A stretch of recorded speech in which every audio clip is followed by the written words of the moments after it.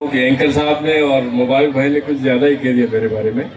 इतना कुछ नहीं है। मैं तो बहुत साधारण आपके बीच में से आया हुआ, आपका जैसा ही एक साधारण बच्चा हूँ, पर आपने सम्मान दिया, इसके लिए बहुत बहुत धन्यवाद, बहुत बहुत शुक्रिया, लॉट ऑफ थैंक्स। मंच में विराजमान बहुत सारे शिक्षावत, हमारे नाथावत साहब जैसे, आपके रेणुवा साहब और बहुत सारे इतने अच्छी बड़ी बड़ी हस्तियाँ बैठी हैं, जैसे लोगों से हम लोगों ने गुर सीख के आगे बढ़े हैं। और मैं इस मौके पे दो हमारे ट्विंकल स्टार जो राइजिंग स्टार है, गिरवर और इरफान को जरूर मेंशन करूंगा कि इस बच्चों के लिए ये मोटिवेशन का काम है। और बच्चे लोगों, आप लोग बैठोगे, शायद हो सकता है कोई शब्द काम कर जाए आपकी और जिंदगी में है वो कहीं चांद तारे लग जाए। सबसे पहले मैं बहुत बहुत धन्यवाद दूंगा कि आपने इतना शानदार प्रोग्राम किया। और जैसा कि मुबारक कह रहे थे कि वो जिद थी, इन्होंने कहा कि बच्ची 98% नंबर लेके आई है, उसको सम्मानित करना है। मैंने कहा इससे बड़ा मेरा सौभाग्य और क्या होगा। मैंने एक सेकंड भी नहीं लगाई, मैंने कहा मैं डेफिनेट आऊंगा, चाहे मेरी कितने भी इंगेजमेंट्स हों। क्यों कि हम लोग जिस समाज से आते हैं, जिस क्लास से आते हैं, वहां पिछले 50-60 साल से बहुत ऊहापोह की स्थिति है कि लड़कों को तो पढ़ाया जाए और लड़कियों को पढ़ाया जाए या नहीं पढ़ाया जाए। इस बारे में एक बहुत बड़ी कश्मकश थी। और मैं सोचता हूं कि जो कौमें, हमारी पूर्वज जो तलवारें चलाए करते थे, वो इसलिए कश्मकश में थे कि वो सोचते थे कि पावर हाथ में और तलवार में और तोप में है। लेकिन ये जमाना बदल गया, अब पावर सिर्फ और सिर्फ कलम में है। अगर आपने तलवार वाले हाथ में कलम नहीं उठाई तो आपकी दास्ता भी नहीं होगा कोई सुनाने वाला, ये मैं आपको निश्चित तौर पे कह देता हूं। और कलम उठाई तो उसका नतीजा आपके सामने है। लेकिन इसमें भी बड़ा डिसबैलेंस मुझे नजर आ रहा है। मैं कई बार अक्सर पिछले 5-7 साल में देख रहा हूं, मैं हमारे भी गांव पास में बेसुआ है, वो मैं देख रहा हूं।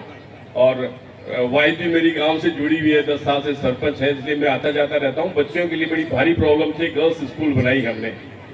उस गर्ल्स स्कूल में आज 450 लड़कियां पढ़ रही हैं 12th तक की, और उसमें 20 से अधिक लड़कियां गार्गी पुरस्कार वाली है, यानी 85% से ऊपर लड़कियां हैं। और आज आपने नमूना देखा कि अल्पसंख्यक सिर्फ एक लड़का है अमान, बाकी सब लड़कियां हैं जो अबो 90% है। ये बहुत हर्ष और खुशी की बात भी है, लेकिन समाज के लिए एक चेतावनी भी है कि अगर आपने बच्चों को नहीं पढ़ाया तो इम्बैलेंस होगा। इम्बैलेंस की वजह से बहुत सारे परिवारों को मैं जानता हूं, बच्चियों को आगे पढ़ाने से गुरेज करने लगे हैं।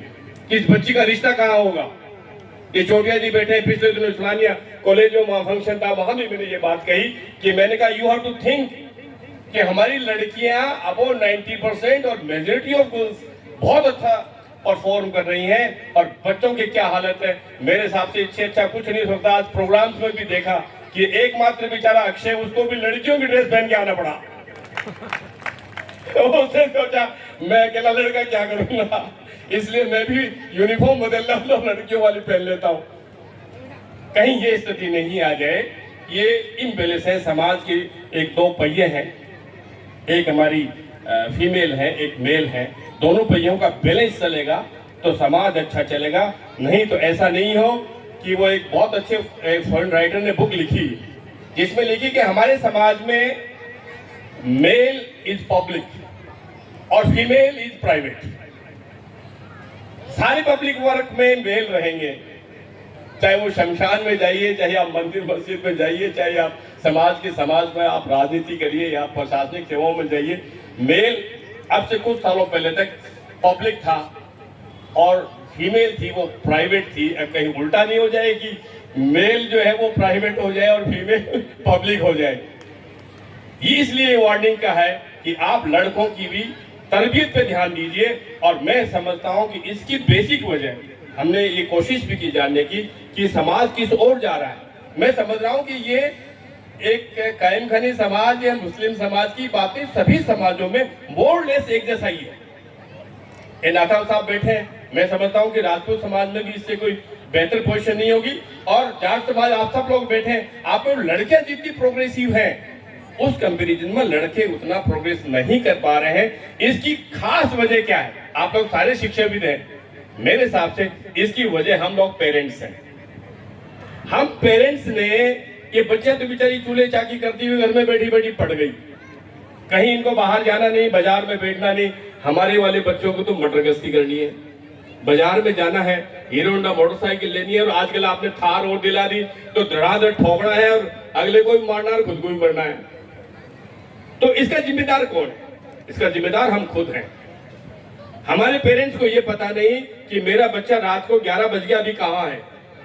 और मैं ये दावे के साथ कह सकता हूँ कि मेजॉरिटी ऑफ पेरेंट्स की हिम्मत नहीं कि बच्चे को कह दें कि 11 बज गया बेटा अब तो आ जा।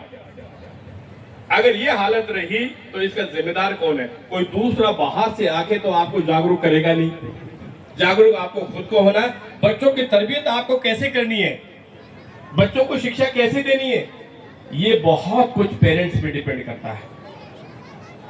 बच्चे खुद नो डाउट बहुत टैलेंटेड है, लेकिन अगर रास्ता उसने अलग इख्तियार कर लिया तो कुछ नहीं हो सकता।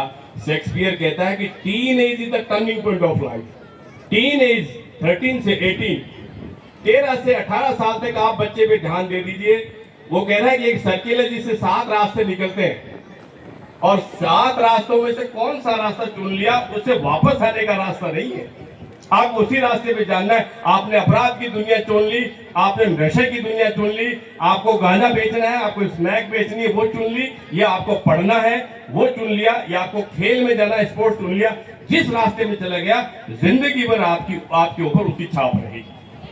अब 13 से 18 अगर 5 साल 6 साल हम पेरेंट्स अपने बच्चों पे प्रॉपर ध्यान नहीं दे पाएंगे तो इसके जिम्मेदार हम खुद हैं।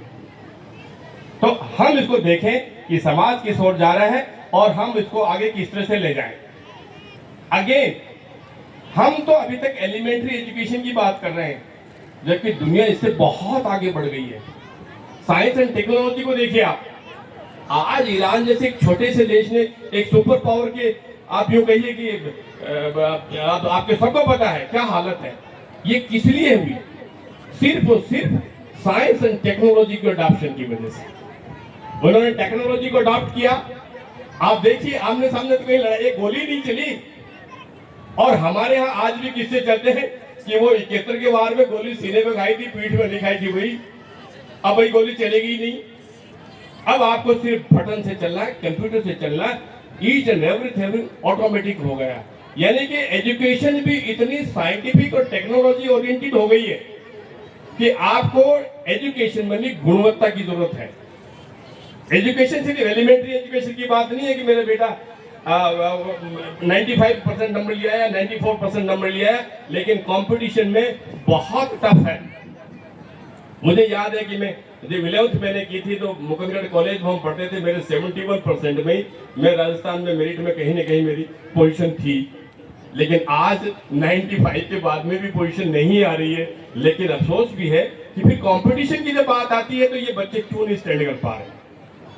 ये अगेन आपकी इन संस्थाओं को सोचने की बात है कि कंपटीशन में ये टॉपर बच्चे स्टैंड क्यों नहीं कर पा रहे हैं। बहुत अच्छे नंबर ला रहे हैं आपके, 99% नंबर आ रहे हैं, 100% नंबर आ रहे हैं। मुझे तो समझ में नहीं आता इतने नंबर आते कैसे हैं। I can't understand. मैं तो समझता हूँ कि मैं बुद्धू था। तो 71 में हम तो टॉपर थे और ये 99 में भी टॉपर नहीं हो रहे।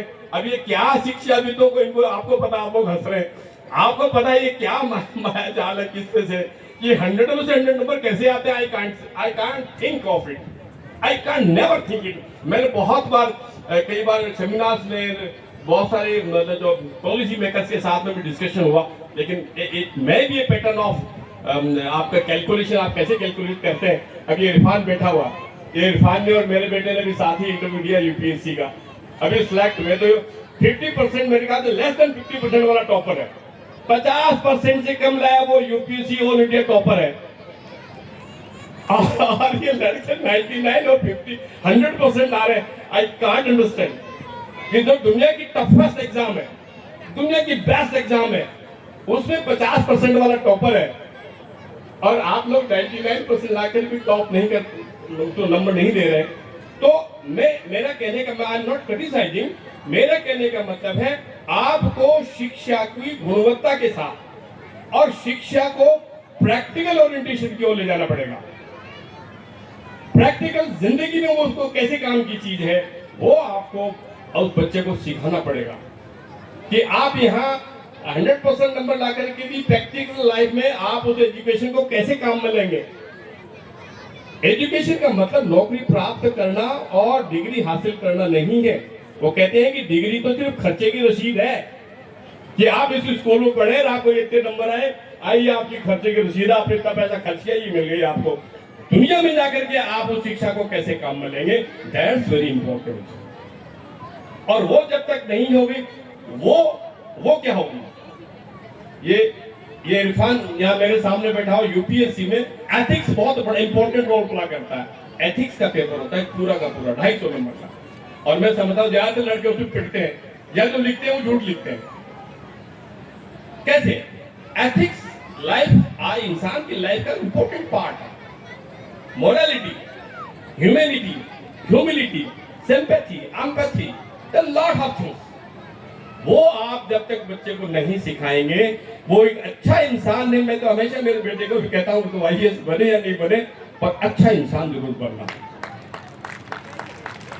अच्छा इंसान कैसे बनेगा कि मैं अगर जब किसी दीनहीन को देखूं, किसी विकलांग को देखूं, किसी गरीब को देखूं, तो मेरे दिल में एक टीस आनी चाहिए, मेरी एक एम्पैथी आनी चाहिए कि what can I do for you. अगर ये अब मैं नहीं है तो फिर मैं समझता हूं कि एजुकेशन का कोई मतलब नहीं है। इसलिए एथिक्स पे जोर देकर के प्रैक्टिकल लाइफ में बच्चा कैसे आगे आए, ये बहुत महत्वपूर्ण है। अभी मुबारक जी बता रहे थे कि ये बच्ची जो सेकंड टॉपर शायद है कि उसका फादर ट्रैक्टर चलाता है, हल चलाता है। मैं हमेशा कहता हूं कि गरीबी आपके सक्सेस में कभी बाधा नहीं है, और सपने हमेशा अभाव में पले जाते हैं। ये मेरा दृढ़ विश्वास है। सपना आदमी कब देखेगा, जो चीज मुझे मेरे पास नहीं है। अगर इस सोमैया के पास फॉर्च्यूनर होती तो वो स्कूटी का सपना कभी नहीं लेती। वो सपना क्यों ले रही है कि उसके पास डेफिनेटली साइकिल भी नहीं है, इसलिए उसको सपना, और बेकार से बहुत सारे बच्चे सपने देख रहे हैं कि हम भी स्कूटी लें। तो सपने कहां पले, अभाव में। तो अभाव मैं तो ये हमेशा कहता हूं कि हो सकता है मेरे भी अगर अभाव नहीं होते तो शायद मैं भी उस जगह नहीं पहुंच पाता जहां आज पहुंचा हूं। स्ट्रगल, संघर्ष आदमी कब करेगा, जब उसके पास खाने को रोटी नहीं है तो खाने की रोटी के लिए संघर्ष करेगा। जब पहनने को कपड़े नहीं है तो पहनने के कपड़े के लिए करेगा। और कपड़ा, मकान, रोटी सब कुछ मिल जाएगा तो वो समाज में मान प्राप्त करने के लिए संघर्ष करेगा। मान मिल जाएगा तो प्रतिष्ठा, और फिर ऊपर से ऊपर जाना चाहेगा। ये ह्यूमन साइकोलॉजी, ये एक निजाम है कि मेरे पास तो चीज नहीं है, मैं उसका सपना देखता हूं। अब मैं आज डीआईजी का सपना क्यों देखूंगा, मैं यहाँ हूं, मैं सपना देखूंगा डीजी का। तो ये ह्यूमन साइकोलॉजी। तो इसलिए आप जो कह रहे हैं कि अभाव है, अभाव आपकी जिंदगी में बाधा नहीं, बल्कि मैं कहता हूं कि कहीं ना कहीं आपकी ये एक सपोर्ट करती है। अगेन आपकी संस्था में आपने कहा कि पिछली बार ही शुरुआत की, बहुत यंग लड़के हैं, और यंग लड़कों ने आपके ये सब कुछ कर गुजर गए जो मेरे हिसाब से बहुत सारे बड़े और एडल्ट्स हैं वो नहीं कर पाए। तो इसलिए अगेन, बल्कि मैं कहता हूं कि जवान यूथ जो है, यूथ तो पावर हाउस है। पावर हाउस से बिजली सारे समाज में जाती है। इसलिए वो मुझे डॉक्टर इकबाल का शेर आती है कि अकाब है रूह जब बेदार होती है जवानों में। अकाब है रूह यानी कुछ करने की इच्छा जब बेदार होती है जवानों में, उन्हें नजर आती है मंजिल आसमान में। वो मंजिल यहाँ नहीं कि यही मंजिल हो गया, आसमान पे मुझे सीढ़ियां लगानी, वहां तक पहुंचना है। ये कौन किसकी सोच है, ये यूथ की। Youth is power house of the society.